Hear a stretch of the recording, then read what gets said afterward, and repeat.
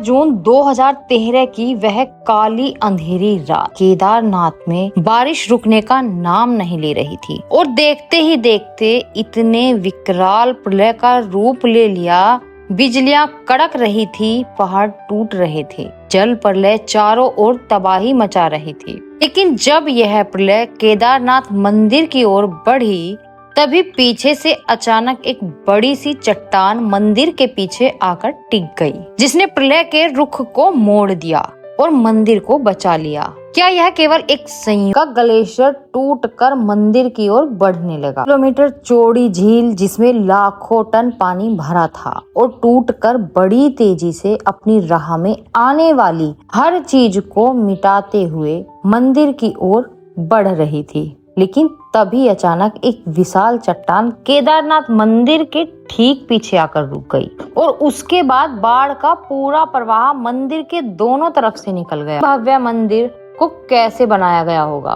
कैसे हमारे पूर्वजों ने इंटरलॉकिंग तकनीक का उपयोग किया होगा? तो चलिए जानते हैं। और अगर आपको यह वीडियो अच्छी लग रही है तो कमेंट में हर हर महादेव अवश्य लिखें।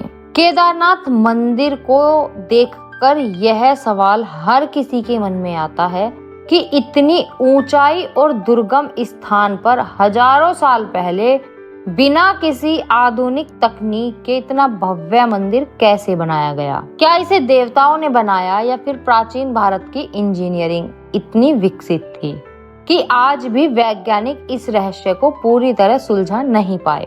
इस मंदिर को बनाने के लिए विशाल पत्थरों का प्रयोग किया गया है।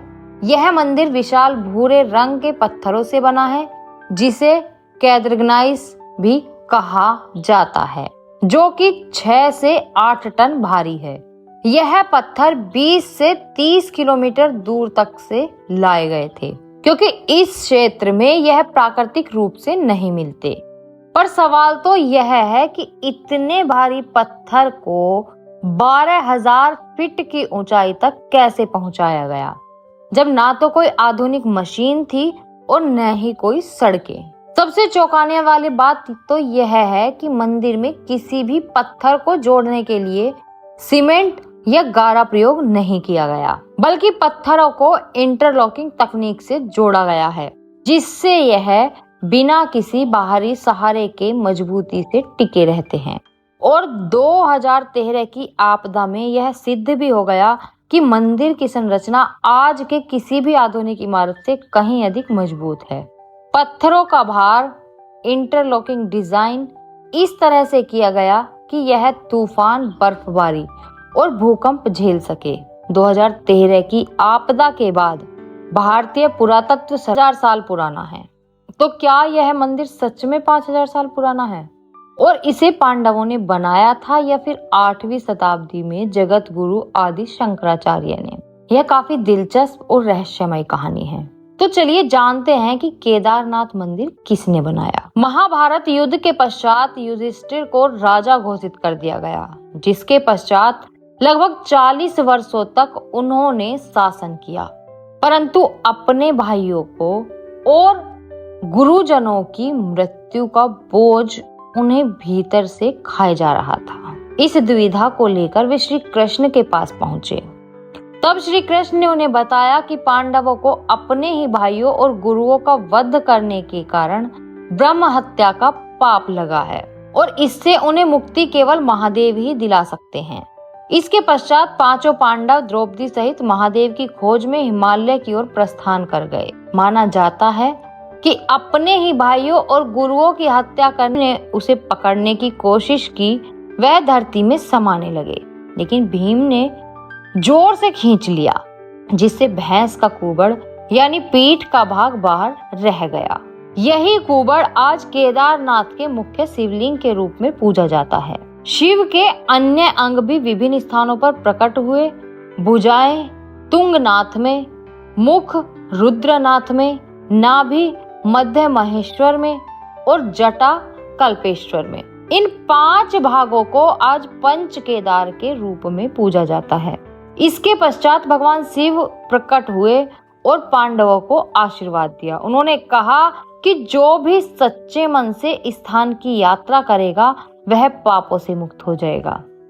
इसके बाद पांडवों ने यहाँ भगवान शिव का भव्य मंदिर बनवाया, जिसे आज केदारनाथ मंदिर के नाम से जाना जाता है। 8वीं शताब्दी में जगत गुरु आदि शंकराचार्य द्वारा निर्धारित विधि वर्षों से इसकी यात्रा जारी है। तो चलिए आज हम आपको ले चलते हैं केदारनाथ की इस अद्भुत यात्रा पर। लेकिन उससे पहले अगर आपको वीडियो अच्छी लग रही है तो इसे लाइक अवश्य करें और चैनल को सब्सक्राइब करें। यह आपके लिए तो फ्री है, लेकिन इससे हमारी काफी मदद हो जाती है। तो चलिए अब चलते हैं केदारनाथ की अद्भुत यात्रा पर। हजारों वर्षों से केदारनाथ यात्रा श्रद्धालुओं के लिए आस्था, साहस और भक्ति का प्रतीक रही। समुद्र तल से 3583 मीटर की ऊंचाई पर स्थित यह मंदिर हिमालय की ऊंचाइयों में बसा हुआ है, जहां तक पहुंचने के लिए श्रद्धालुओं को कठिन रास्तों और दुर्गम पहाड़ों से गुजरना पड़ता है। केदारनाथ तक पहुंचने के लिए कोई भी सीधा रास्ता नहीं है। यह सफर बेहद संकरा और खतरनाक पहाड़ी रास्तों से केदारनाथ मंदिर के मुख्य द्वार पर पहुंचते ही श्रद्धालु हर हर महादेव के जयकारे लगाने लगते हैं। यहाँ दर्शन के लिए हर दिन हजारों श्रद्धालु आते हैं और विशेष रूप से मई से अक्टूबर के बीच यह संख्या लाखों में पहुंच जाती है। मंदिर में प्रवेश करने के बाद श्रद्धालु मुख्य शिवलिंग के दर्शन करते हैं, जो कि एक त्रिकोण आकार काले पत्थर के रूप में है। मान्यता है कि यही भगवान शिव का कुबड़ है, जिसे उन्होंने पांडवों को दर्शन देने के समय प्रकट किया था। मंदिर हर सुबह 4 बजे खुलता है और रात्रि 9 बजे बंद होता है। सुबह 4 बजे शिवलिंग की अभिषेक पूजा होती है, जिसमें भाग लेने के लिए विशेष बुकिंग करनी पड़ती है। इसके पश्चात शाम 7 बजे भोलेनाथ की आरती होती है, जिसमें श्रद्धालु बढ़ चढ़कर भाग लेते हैं। केदारनाथ यात्रा केवल तीर्थ यात्रा नहीं, बल्कि आस्था, साहस और श्रद्धा की परीक्षा भी है। यह यात्रा हमें सिखाती है कि कठिनाइयों के बावजूद जब हम सच्चे मन से किसी लक्ष्य को प्राप्त करने के लिए निकलते हैं, तो भगवान की कृपा हमें सही मार्ग दिखाती है। इस मंदिर के बारे में एक रहस्य ऐसा भी है जिसने वैज्ञानिकों को भी चौंका दिया। केदारनाथ मंदिर लगभग 400 वर्षों तक ग्लेशियर के नीचे दबा रहा, लेकिन इसके बावजूद मंदिर को कुछ नहीं हुआ। आपको बता दें कि ग्लेशियर में सिर्फ बर्फ नहीं होती, बल्कि उसमें पत्थर, मिट्टी, चादर के बीच दबा रहा। लेकिन जब 400 सालों बाद बर्फ पिघली हैं और फिर 6 महीने बाद भाई दूज के दिन बंद कर दिए जाते हैं। हजारों साल पुराने इस मंदिर में पूजा बड़े ही विधि विधान से की जाती है। सुबह की पहली पूजा में शिवलिंग को पवित्र जल से स्नान कराया जाता है, फिर घी का लेप लगाया जाता है और उसके बाद ज्योतिर्लिंग की आरती होती है, जिसमें आम भक्त शामिल नहीं हो सकते। शाम के समय शिवलिंग का विशेष श्रृंगार किया जाता है। इस दौरान भक्त केवल दूर से ही भगवान के दर्शन कर सकते हैं। कहा जाता है कि भले ही दुनिया इधर से उधर हो जाए, लेकिन केदारनाथ की पूजा कभी खंडित नहीं हो सकती। माना जाता है कि 6 महीने तक मनुष्य यानी आम जनता भगवान शिव की पूजा अर्चना करते हैं, और जब भारी बर्फबारी के कारण मंदिर के कपाट बंद कर दिए जाते हैं, तो देव, यक्ष और गंधर्व स्वयं भगवान शिव की पूजा करते हैं। कई बार जब कपाट खोले जाते हैं, तो मंदिर के अंदर बेलपत्र, फूल और अन्य पूजन सामग्री ताजा अवस्था में मिलती है, जो इस रहस्य को और भी गहरा बना देती है। केदारनाथ के दरवाजे बंद होने पर भगवान शिव की पंचमुखी चांदी की मूर्ति को उनकी मठ के ओमकारेश्वर मंदिर में लाया जाता है, जहां अगले 6 महीने तक उसकी पूजा की जाती है। मंदिर की 6 महीने के लिए बंद करने से पहले मंदिर के अंदर एक अखंड ज्योति जलाई जाती है, जो बिना किसी की देखरेख के 6 महीने तक लगातार जलती रहती है। तो चलिए जानते हैं कि यह अखंड ज्योति 6 महीने तक बिना बुझे कैसे जलती है। केदारनाथ मंदिर में ना तो हवा का संचार होता है और ना ही किसी भी प्रकार की बाहरी गतिविधि का। ऐसे में सवाल उठता है कि आखिर बिना किसी देखरेख के वह दीपक कैसे जलता रहता है। घी समाप्त क्यों नहीं होता? बिना ऑक्सीजन के वह लौह कैसे प्रज्वलित रहती है?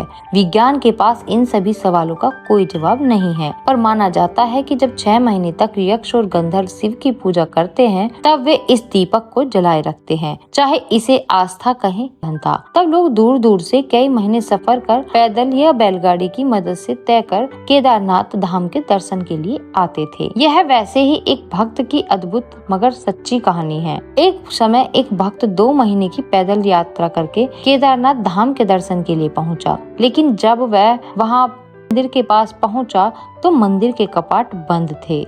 यह देखकर वह काफी उदास हो गया। उसने पंडित से बहुत विनती की, मगर पंडित ने यह कहकर मना कर दिया कि यह असंभव है और उसे लौट जाने को कहा, पर भक्त ने उसकी एक न सुनी और वहीं पर बैठ गया। रात को भीषण ठंड पड़ने लगी और वह ठंड और भूख से करा रहा था। तभी एक अघोरी बाबा ने उसे देखा और कहा, इतनी ठंड में क्यों बैठे हो, लौट जाओ। तब भक्त ने कहा, मैं मंदिर के दर्शन किए बिना नहीं जाऊंगा। यह सुनकर अघोरी ने उसे खाने के लिए भोजन दिया और आग भी जलाई। फिर भक्त ने खाना खाकर वहीं विश्राम किया। जब सुबह उसकी आंखें खुली तो उसने देखा कि केदारनाथ मंदिर के द्वार खोले जा रहे हैं। उसने बड़े ही आश्चर्य से पंडित से पूछा, आज केदारनाथ के द्वार क्यों खोले जा रहे हैं? पंडित ने उत्तर दिया, 6 महीने बाद आज मंदिर के द्वार खोले जा रहे हैं। यह सुनकर भक्त आश्चर्यचकित हो गया और बोला, यह कैसे हो सकता है कि एक ही रात में 6 महीने बीत गए? तब पुजारी ने उससे पूछा, तुम्हें रात में खाना किसने दिया और यह आग किसने जलाई? भक्त ने उत्तर दिया, एक अघोरी बाबा थे जिनकी लंबी जटाएं थी और उन्होंने रुद्राक्ष धारण किया हुआ था, और हाँ, उनके हाथ में त्रिशूल और डमरू भी था। यह सुनकर पंडित समझ गए कि वह कोई और नहीं बल्कि स्वयं महादेव थे, जिन्होंने अपने भक्त की रक्षा की। वैसे केदारनाथ में उसकी पुजारी भी काफी चर्चा होती है। यहाँ के पुजारी की अनूठी परंपरा भी लोगों के लिए कौतूहल का विषय है। तो चलिए अब जानते हैं केदारनाथ के पुजारी के बारे में। केदारनाथ के पुजारी कोई साधारण संत या साधु नहीं होते, बल्कि एक विशेष वंश और समुदाय से आने वाले विद्वान होते हैं, जो पीढ़ी दर पीढ़ी इस मंदिर की सेवा करते हैं। मंदिर के मुख्य पुजारी को रावल कहा जाता है। यह रावल कोई साधारण पुजारी नहीं होता, बल्कि विशेष रूप से प्रशिक्षित और वैज्ञानिक ज्ञान से समृद्ध विद्वान होता है। रावल पुजारी कर्नाटक के उपऊ जिले के वीर शैव ब्राह्मण समुदाय से आते हैं। इनका मुख्य उद्देश्य भगवान शिव की आराधना और वैदिक परंपराओं का पालन करना होता है। मुख्य पुजारी रावल के साथ कई सहायक पुजारी भी होते हैं, जो मंदिर की सेवा में लगे रहते हैं। यह पुजारी विभिन्न अनुष्ठानों और पूजा पाठ में मदद करते हैं। यहाँ के पुजारी जितने ज्यादा इस मंदिर से जुड़े हैं, उससे भी ज्यादा यह मंदिर अन्य मंदिरों से जुड़ा हुआ है। इस मंदिर का सीधा संबंध रामेश्वर मंदिर से है। क्या आपने कभी सोचा है कि केदारनाथ से लगभग 2800 किलोमीटर दूर रामेश्वरम के बीच क्या संबंध हो सकता है? क्या यह महज संयोग है? यह दोनों पवित्र धाम 69 डिग्री देशांतर रेखा पर लगभग एक ही सीध में स्थित हैं। यह सवाल जितना सरल लगता है, इसका उत्तर उतना ही रहस्यमय है। यह मात्र भौगोलिक संयोग नहीं, बल्कि एक अद्भुत ज्योतिषी और आध्यात्मिक गणना का परिणाम है, जिसे हजारों साल पहले ऋषियों ने स्थापित किया था। आइए इस रहस्य को एक गहरी और रोमांचक यात्रा के रूप में समझते हैं। एक ऐसी यात्रा जो हमें भारतीय धर्म, खगोल शास्त्र और वास्तु शास्त्र के अद्भुत संगम तक ले जाती है। अगर हम भारत का नक्शा उठाकर देखें तो एक चौंकाने वाली बात सामने आती है। केदारनाथ से लेकर रामेश्वरम तक के प्रमुख शिव मंदिर लगभग 69 डिग्री देशांतर रेखा पर स्थित हैं, यानी एक ही सीध में है। इन मंदिरों को जोड़ने पर एक सीधी रेखा बनती है। इस भक्ति पथ में आने वाले प्रमुख मंदिर हैं केदारनाथ, फिर मध्य प्रदेश में कालेश्वर और ओमकालेश्वर मंदिर, उसके बाद उज्जैन का महाकालेश्वर मंदिर और अंत में तमिलनाडु का रामेश्वर मंदिर। अब सवाल यह उठता है कि प्राचीन भारत के ऋषियों और वास्तु शास्त्रियों को इस बात की जानकारी कैसे थी? प्राचीन भारतीय ग्रंथों के अनुसार यह दुनिया केवल भौतिक नहीं है, बल्कि ऊर्जा के स्तर भी काम करती है।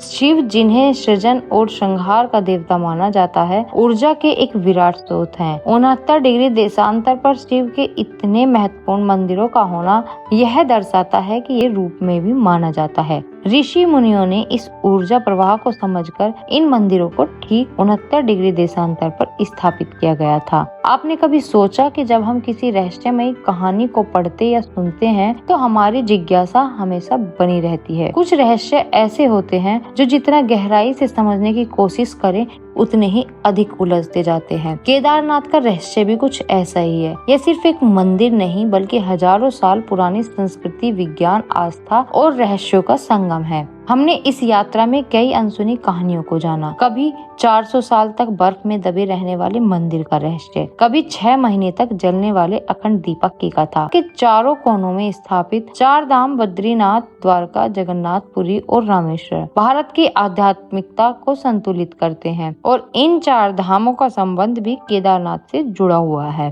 रामेश्वरम से केदारनाथ तक की हमारी यह यात्रा हमें बताती है कि शिव सिर्फ विनाश के देवता नहीं बल्कि ऊर्जा के महानायक हैं।